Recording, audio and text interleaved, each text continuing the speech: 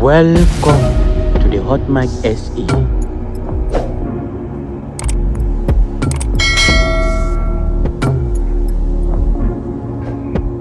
As Zuma plots his comeback, Ramaphosa's leadership is increasingly seen as ineffective in bringing real change to the ANC.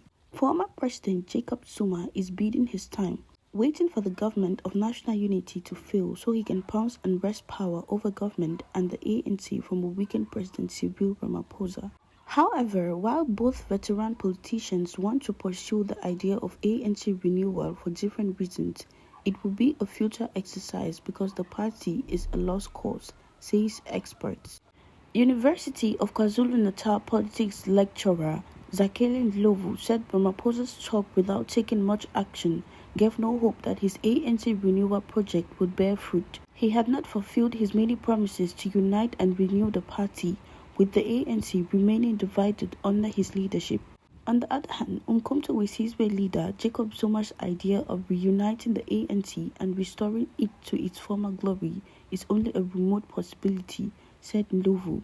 Zuma's strategy of recruiting certain ANC members to join his Umkhonto we Sizwe party with the aim of ultimately destroying ANC and re-establishing a new one was nonsensical. Insiders recently claimed Zuma planned to weaken and even destroy the ANC and the EFF and ultimately force the two to merge with MK, along with the smaller parties. This would be followed by an amalgamation of all these parties to re-establish the original ANC. Zuma's idea of trying to bring about renewal in the ANC is nonsense and should not be entertained, said Ndlovu. He needs to focus on his new political party and try to make sure that they prepare for the 2026 local elections.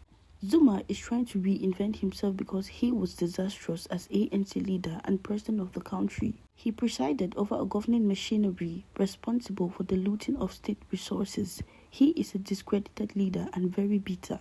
Zuma needs to go home and spend time with his grandchildren and forget about politics. By forming MK, Zuma was trying to make himself relevant because he refused to accept he was no longer an ANC leader and the country's president. Ramaphosa and Ndlovu said he has been a huge disappointment. There were great expectations, especially for someone with a background in business. He was expected to be a breath of fresh air. He even came up with Tuma Mina as if he was going to do something special, but he produced nothing. His first term was nothing to write home about. Corruption continued unabated, and during the COVID pandemic, there were serious allegations about the stealing of state funds. Ndlovu was uncompromising about the ANC. The ANC is incorrigible. The ANC cannot be fixed. The levels of corruption, incompetency cannot be reversed. It's like cancer that is raging and in an advanced stage. He also added that Zuma felt he was still part of the ANC and does not believe that he has been legitimately excommunicated. As he clearly believes he is part of the ANC, he will try to delegitimize Ramaphosa's presidency and the government of national unity because he believes Ramaphosa was a chief instigator of his removal.